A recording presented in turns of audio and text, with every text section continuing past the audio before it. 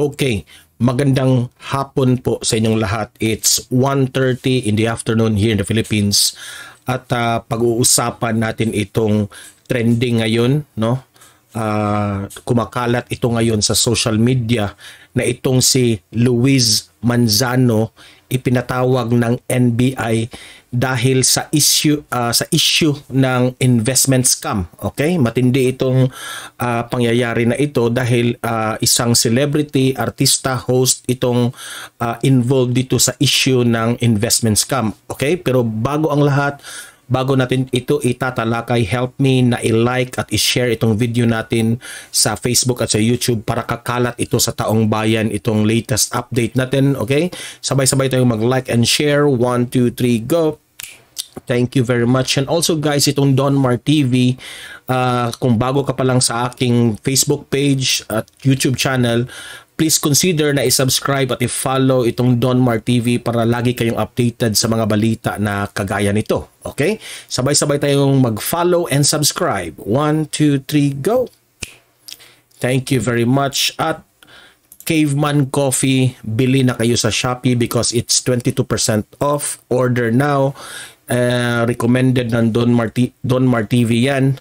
At itong ating t-shirt na Donmar TV merch, hanapin nyo lang yan sa Shopee at bili na kayo bilang suportan nyo sa Donmar TV.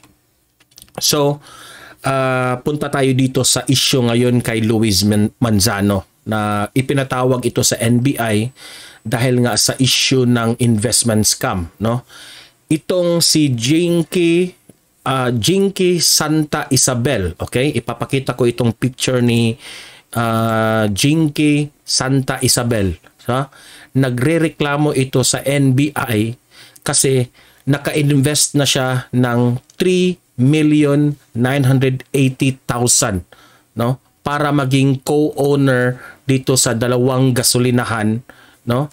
Para maging co-owner ng dalawang gasolinahan na ang pangalan ng company ay Flex Fuel Petroleum Corporation. Okay? Ito yung kanilang agreement noon na maging part owner siya.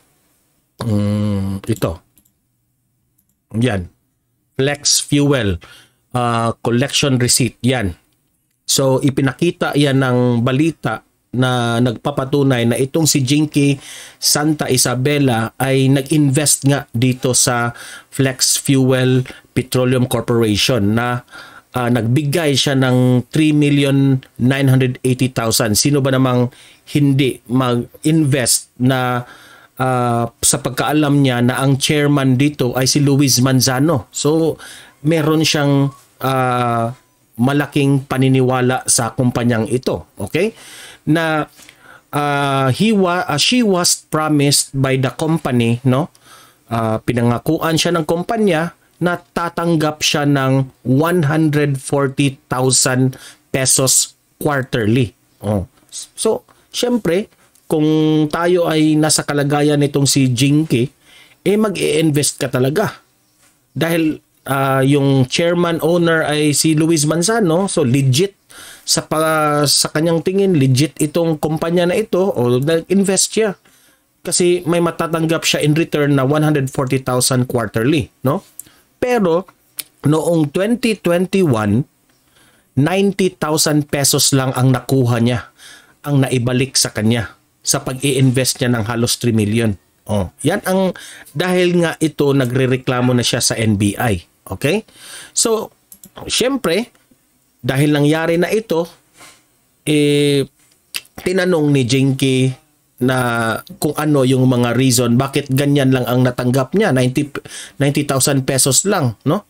So ang rason ng Flex Fuel company, sabi nila dahil ano raw, economic crisis raw, kaya ganyan ang kanilang naibalik lang at COVID, merong COVID raw. So naapektuhan ang kanilang kampanya. At rason pa nila na giyera raw sa Ukraine at Russia kaya nagmahalan ang gasolina. Okay? Yan ang mga rason ng kumpanyang ito.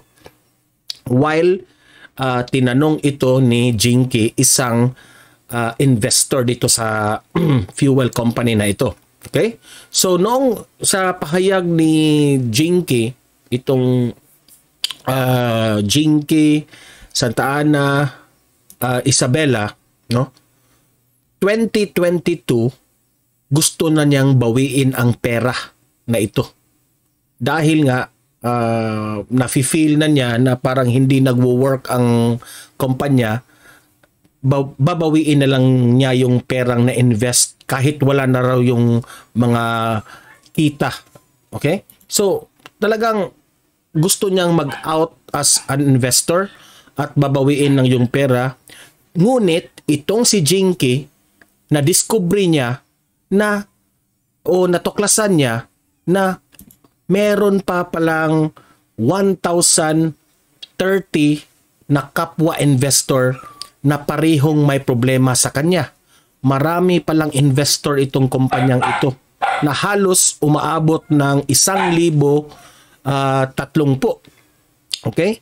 Same reklamo pareha sa kanya. Okay? So, nung natuklasan niya yan, sa statement ni Jinky, hindi raw siya nakakatulog sa pangyayari. Hindi siya makapaniwala, no? Na isa pa namang popular na artista ang nasa picture ng nung tawag ng Flex Fuel. Oh. Si Luis Manzano yung parang model na makita sa picture, no? So nasasaktan siya dito dahil nagtiwala siya sa kumpanyang ito, nag-invest siya ng 3 million, no? At sabi pa niya sa isang pahayag, maraming umaasa sa kanya, pinaghirapan niya yung pera na ininvest niya sa fuel company na ito, pero naging malabo ang parang usapan nila, no? Na instead na tatanggap siya ng 140,000 quarterly, lahat-lahat 90,000 lang ang natanggap niya. Okay, yan ang pahayag ni Jinky Santa Isabela. Okay, yan ang pahayag niya.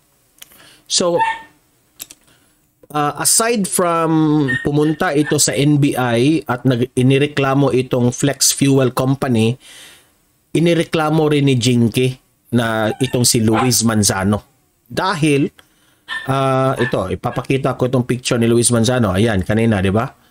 Inireklamo rin niya itong si Luis Manzano dahil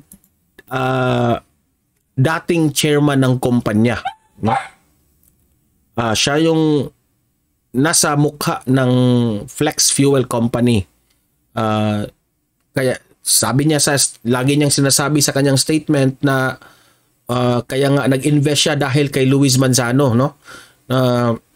Dahil chairman owner siya, so matatawag na legit na kumpanya itong Flex Fuel Petroleum Corporation, no? So meron pa raw instances na itong si Luis Manzano ay tinulungan siya nito noong nangangailangan siya ng pera. Okay? Again, tinulungan siya ni Luis Manzano raw, no? Pero huli na niyang nalaman na ito pa lang si Luis Manzano ay nag-resign na sa kumpanyang ito, no? So, sabi pa nga ni Jinky na dapat hindi niya kami iniwan, no? Ang ibig niya sabihin, itong si Luis Manzano, no? Dapat nagpaalam ng mabuti sa kanyang mga co-owners, no? Kasi bigla na raw itong nag-resign na hindi nila alam, no? Siguro nalaman na lang nila sa ibang tao na nagre-resign na pala itong si Luis Manzano. Ang tanong ng mga investors ay bakit hindi sila o bakit hindi nagpaalam itong si Luis Manzano ng mabuti sa kanila, no? Kung ano man ang mga reason ni Luis Manzano. Okay? So, sabi nila parang na-scam talaga sila.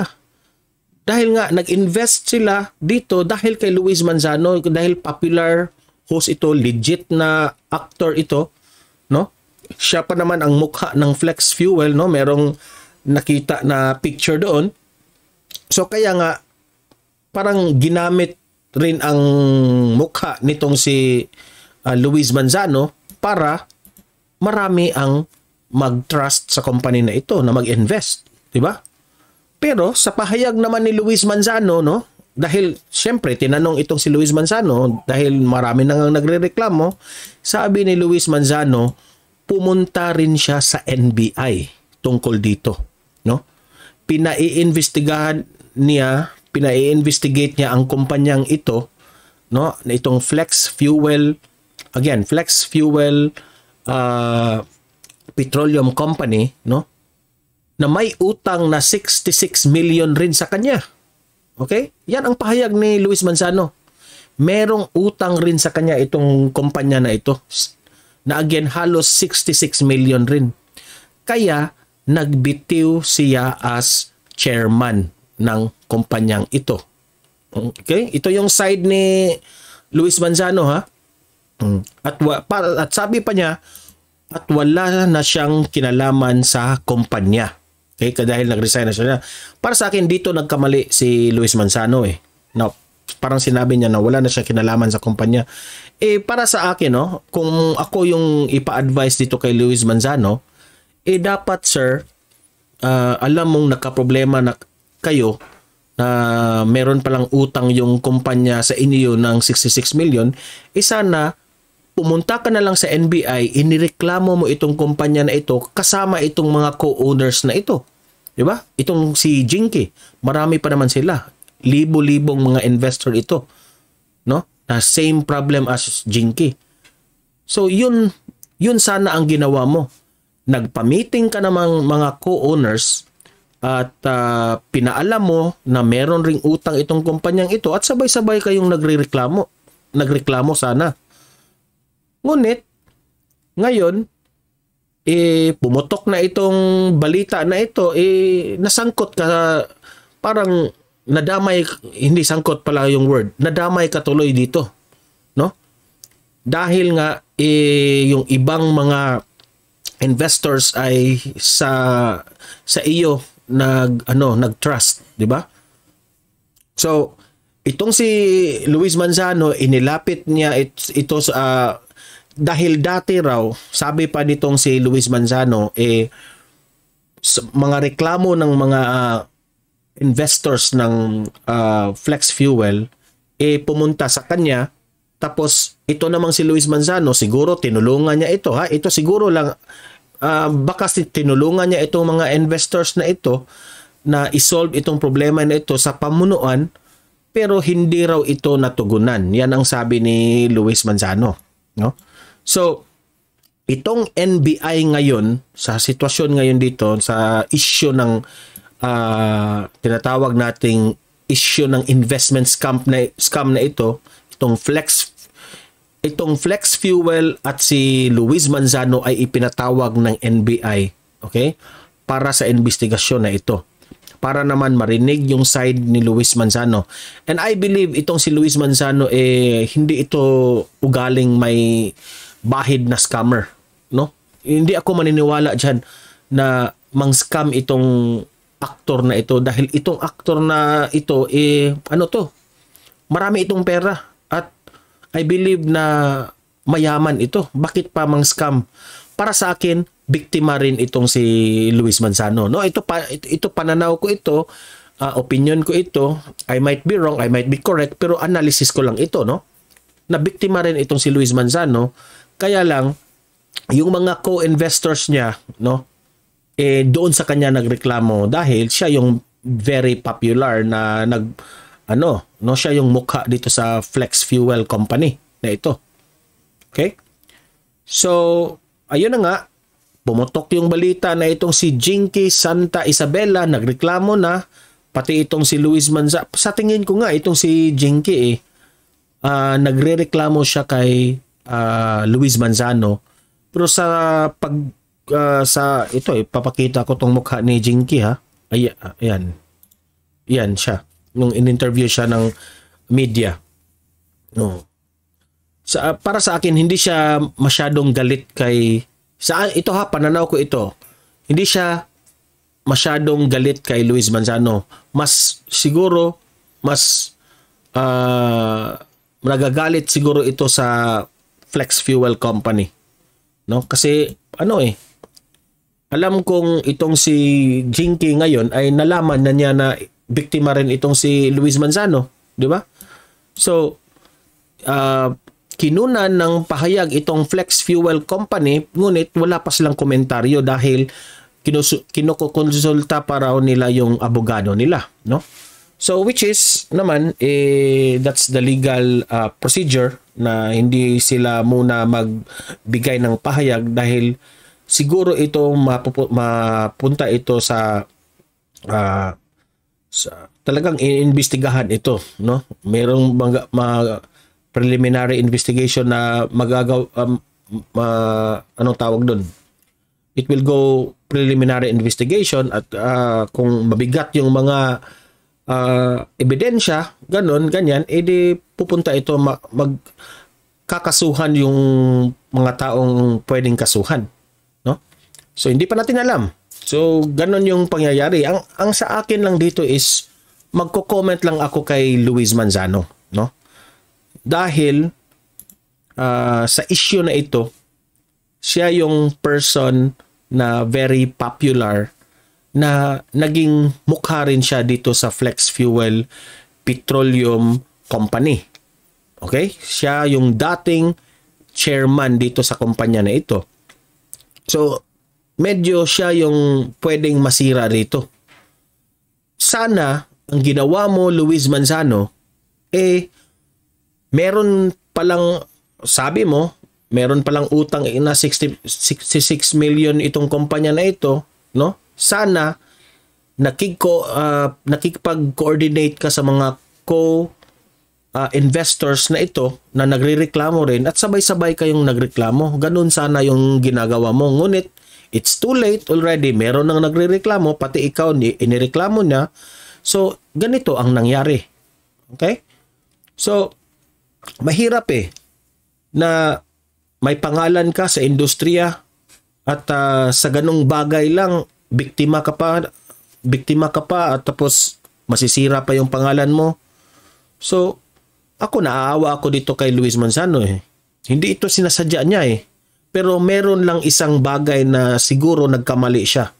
Yung pagbibitiw niya as chairman ng kumpanya without siguro pinaalam niya but it's not so clear na nagbitiw siya na dapat may klaro na ipinaalam niya sa mga co-investors niya na talagang nagbitiw siya for a certain reason, no? Doon yung mga co-investors maintindihan yung ginagawa mo, no? So ganun sana. So let's wait kung ano ang tugon dito ni Luis Manzano, ano ang magiging resulta sa pagreklamo nitong si Jinky Santa Isabela kung talagang makukuha niya ang justice sa kanyang pagreklamo sa NBI at yung hindi lang sa kanya yung 1,030 rin ng mga co-investors, kapwa investors ni Jinky, di ba? So kayong mga audience ko dito, anong masasabi nyo sa issue na ito? Naniniwala ba kayo na involved itong si Luis Manzano sa issue ng tinatawag nilang investment scam na ito? Naniniwala ba kayo? O naniniwala ba kayo na itong si Luis Manzano ay biktima rin dito sa investment scam na ito? Okay, dalawa lang yan Okay? It's either itong si Luis Manzano ay kasamahan niya yung kumpanya na ito na para sa akin ay malabo yan o talagang biktima lang itong si Luis Manzano. Okay? Ano sa palagay nyo? Ano sa tingin nyo ang mga reklamo ni Jinky Santa Isabela? Tama lang ba na magreklamo siya dito sa NBI? Tama lang ba na pati itong si Luis Manzano ay inireklamo rin niya? Saan ba nagkamali itong si Luis Manzano sa issue na ito? Mag-comment, mag-react at babasahin natin yan. Okay? But guys, help me na i-like at i-share itong video natin para kakalat ito sa taong bayan sa Facebook at sa YouTube. And don't forget na i-subscribe at i-follow itong Donmar TV para lagi kayong updated sa mga balita na kagaya nito. Okay? So guys, see you in my next video. Have a great day and God bless everyone.